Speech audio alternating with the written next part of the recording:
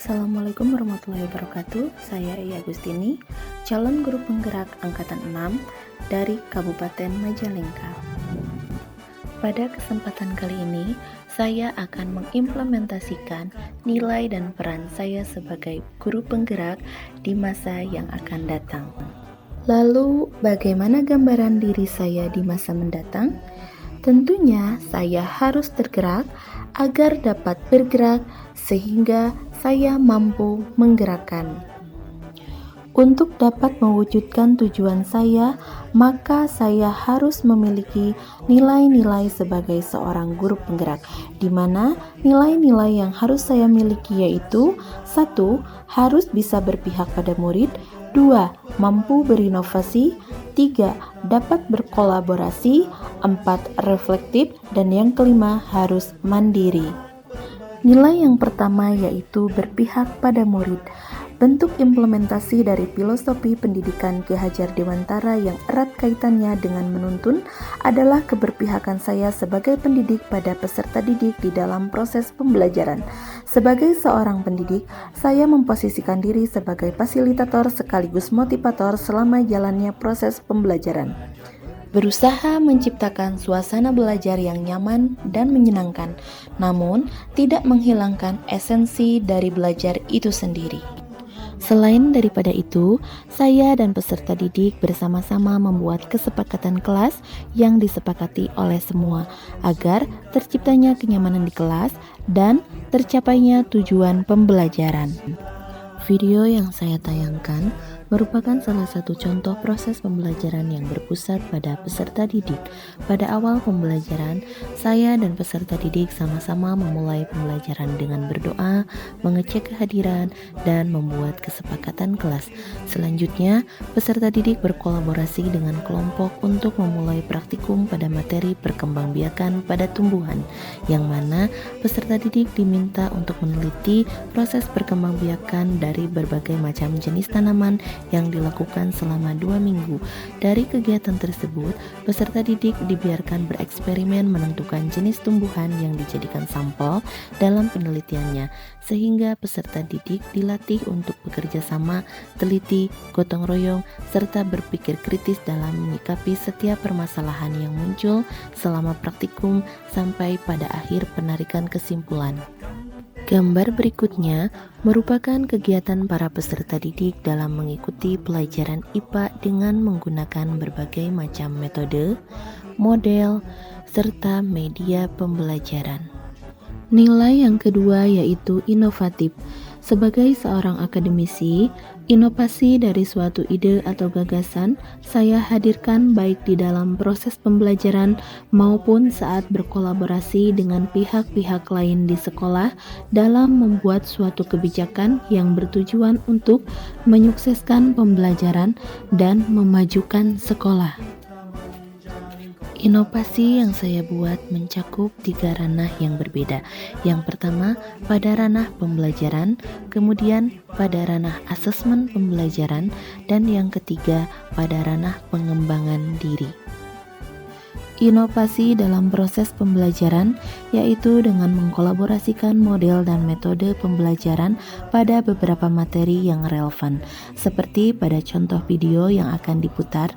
Dalam video itu menunjukkan salah satu kelompok sedang membuat suatu produk yang berbahan dasar dari hasil olahan bioteknologi konvensional, yaitu pembuatan yogurt. Anak berinovasi membuat makanan yang berbahan dasar dari yogurt yang telah mereka buat sendiri.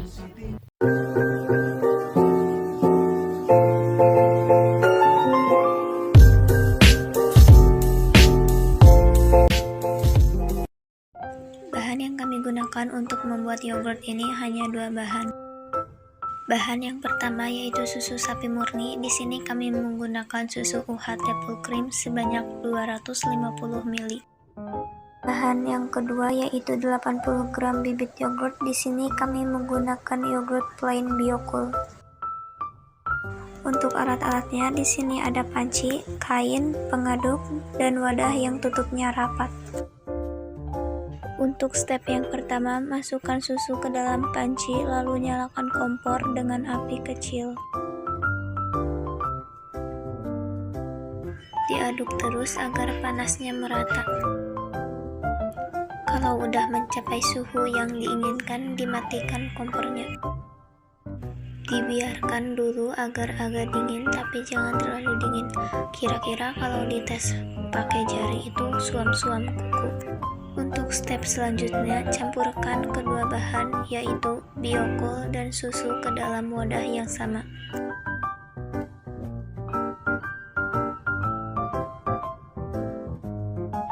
Lalu diaduk sampai tercampur merata.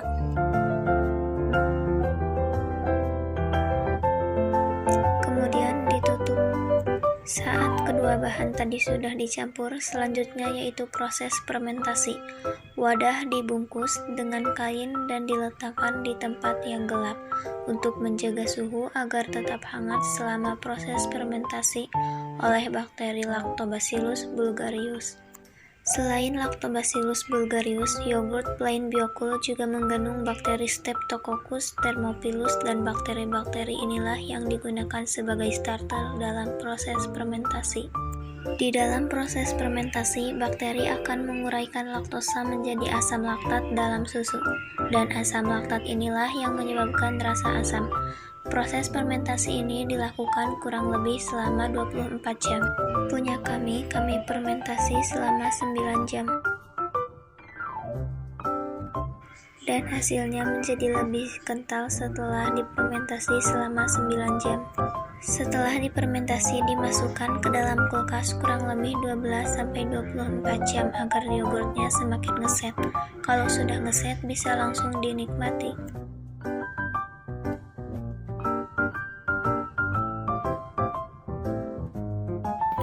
Itulah salah satu tayangan video inovasi dalam pembelajaran di mana peserta didik tidak hanya berinovasi membuat olahan makanan dari hasil bioteknologi konvensional, namun juga peserta didik mengkolaborasikan pembelajaran dengan IT dalam proses pembuatan video, sehingga diharapkan peserta didik melek teknologi sesuai dengan perkembangan zaman.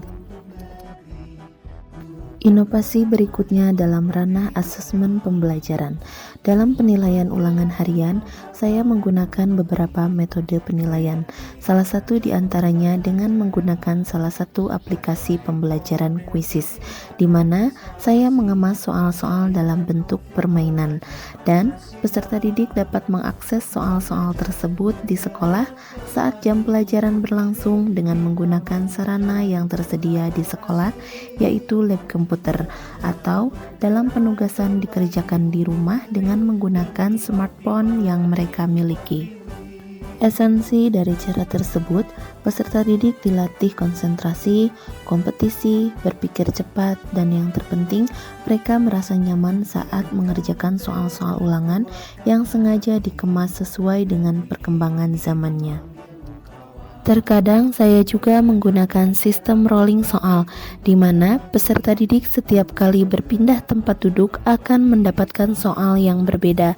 Cara yang saya lakukan tersebut diharapkan dapat memicu semangat dan motivasi peserta didik dalam mengikuti asesmen pembelajaran, serta dapat berkompetisi dengan cara-cara yang dikemas sesuai dengan kodrat alam dan kodrat zaman. Inovasi yang ketiga yaitu dalam upaya penanggulangan sampah di sekolah. Kondisi sekolah yang memiliki halaman sangat luas dengan jumlah peserta didik yang banyak membuat masalah sampah menjadi suatu persoalan yang serius. Beranjak dari sana, saya mengajukan sebuah program penanggulangan sampah dari kita untuk kita. Program tersebut disetujui oleh kepala sekolah selaku pemangku kebijakan dan dilaksanakan oleh seluruh warga sekolah. Program tersebut dimulai dengan pemisahan sampah. Setiap sampah dipisahkan sesuai dengan jenisnya. Sampah organik akan diolah menjadi pupuk kompos yang nanti terintegrasi dengan salah satu bidang ekstrakurikuler yang ada di sekolah. Sedangkan untuk sampah anorganik, setiap masing-masing kelas akan mengumpulkan sampah anorganik bekas minuman dan lain-lain, yang kemudian setiap 1 minggu sekali sampah-sampah tersebut dijual pada pengepul sampah, yang kemudian uang hasil penjualannya masuk ke dalam uang kas masing-masing kelas. Dengan cara demikian, para peserta didik dilatih untuk bertanggung jawab, tidak membuang sampah sembarangan, kreatif dalam mengolah limbah, serta muncul kesadaran dari diri tiap peserta didik akan pentingnya kebersihan. Yang ketiga yaitu kolaboratif. Sebagai seorang pendidik, saya harus dapat membangun hubungan sosial yang baik, baik itu dengan rekan kerja, kepala sekolah, serta dengan orang tua peserta didik ataupun dengan pihak-pihak lain di luar sekolah, dengan cara membangun komunikasi yang baik, memiliki pemikiran yang terbuka, toleransi, saling menghargai dan menghormati sehingga tercipta hubungan kerja yang saling bersinergi. Berperan aktif dalam komunitas praktisi seperti MGMP atau komunitas lain yang mendukung perubahan di dunia pendidikan. Menjadi coach bagi guru lain yang bisa memberi manfaat serta saling bertukar pikiran, dapat memberikan solusi dan atau bantuan dalam menyelesaikan permasalahan di sekolah. Untuk dapat berkolaborasi, selain aktif pada komunitas MGMP tingkat kabupaten, saya aktif dan berinisiatif untuk mendirikan MGMP tingkat sekolah dengan tujuan setiap guru IPA bisa dengan mudah berkomunikasi dan saling bersinergi dalam memperkuat kompetensi guru melalui diskusi dan bertukar pikiran, pendapat, serta pengalaman. Kolaborasi berikutnya yaitu dengan mendirikan ekstrakurikuler KIR, bertujuan untuk mewadahi para peserta didik yang ingin mengembangkan kreativitas, ilmu pengetahuan dan teknologi masa kini maupun masa yang akan datang. Menyiapkan para peserta didik yang kompeten dalam bidang ilmu pengetahuan alam untuk kemudian mengikuti berbagai lomba atau olimpiade dengan bimbingan yang berkelanjutan dan konsisten. Selain itu juga, saya berkolaborasi dengan orang tua untuk memantau tumbuh kembang peserta didik baik dalam bidang pelajaran maupun di luar bidang pelajaran agar terdapat kontrol yang baik dan saling bersinergi. Nilai yang keempat yaitu mandiri. Saya selalu memotivasi diri untuk mengupgrade ilmu-ilmu pengetahuan sesuai dengan perkembangannya dengan cara mengikuti seminar, webinar, serta pelatihan-pelatihan baik secara daring maupun luring. Selalu berinisiatif untuk melakukan perubahan-perubahan serta inovasi yang sejalan dengan perkembangan zaman. Menjadi pemimpin pembelajar dengan menyajikan pembelajaran yang menyenangkan dan membuat nyaman peserta didik serta bertanggung jawab atas segala hal yang telah dilakukan. Kegiatan-kegiatan yang saya ikuti yang pertama yaitu pengembangan diri. Hal itu dilakukan agar saya dapat meningkatkan kompetensi saya sebagai seorang guru, yaitu dengan mengikuti berbagai macam pelatihan, webinar, seminar, baik secara daring maupun secara luring. Berikutnya yaitu merancang rencana pembelajaran, melaksanakan, mengevaluasi, serta melakukan refleksi pembelajaran secara mandiri. Nilai yang kelima yaitu reflektif. Refleksi yang saya lakukan yaitu memaknai setiap pengalaman-pengalaman, membuka diri dalam menerima umpan balik berupa kritik dan saran terhadap kelebihan serta kekurangan sehingga dapat menjadi tolak ukur ke depan agar bisa lebih baik dari sebelumnya, serta membuat rencana perbaikan dari hasil refleksi. Kegiatan refleksi yang pertama yang saya lakukan yaitu mengajak peserta didik untuk refleksi di setiap akhir pembelajaran. Kedua, melakukan penilaian teman sejawat untuk mengevaluasi pekerjaan satu sama lain.